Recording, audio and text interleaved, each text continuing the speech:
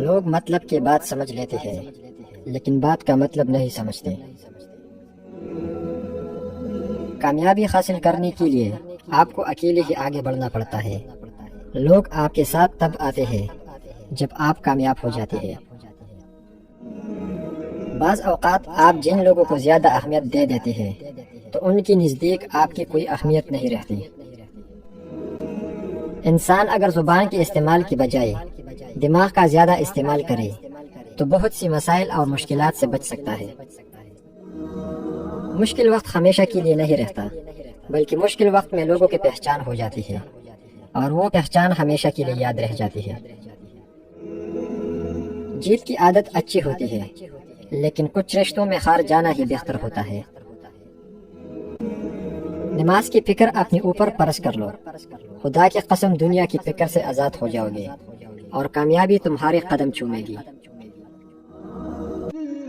دو ہی چیزیں ایسی ہیں جس میں کسی کا کچھ نہیں جاتا، ایک مسکراہٹ اور دوسری دعا۔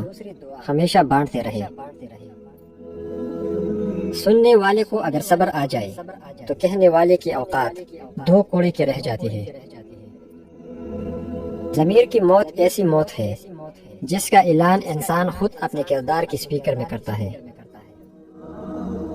کچھ لوگ جب روتے ہیں تو اس لیے نہیں روتے کہ وہ کمزور ہوتے ہیں، بلکہ اس لیے کہ وہ مضبوط رہتے رہتے تھک جاتے ہیں۔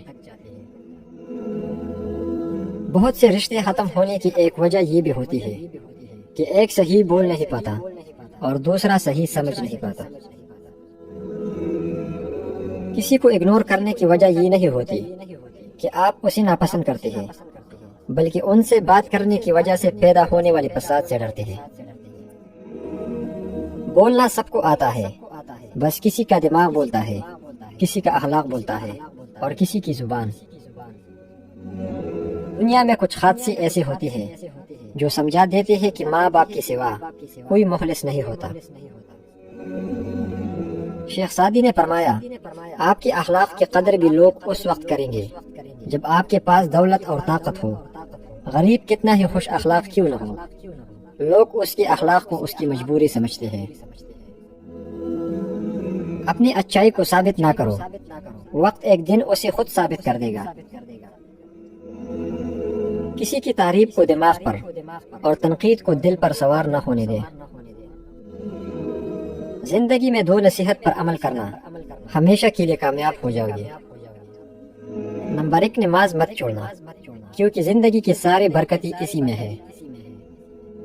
نمبر 2، اپنی نظر کی حفاظت کرنا، کیونکہ گناہ کی بنیاد یہی سے ہوتی ہے۔ جب تک تم اپنے قدر خود نہیں جانو گے تب تک کوئی تمہارے قدر نہیں کرے گا۔ وقت کے ساتھ ساتھ بہت کچھ بدل جاتا ہے، لوگ بھی، رشتے بھی، احساس بھی اور کبھی کبھی ہم خود بھی۔ علم وہ نہیں جو آپ نے سیکھا ہے، علم تو وہ ہے جو آپ کی عمل و کردار سے ظاہر ہو۔ کتابوں کی اہمیت اپنی جگہ جناب، سبق وہی یاد رہتا ہے جو وقت اور لوگ سکھاتے ہیں۔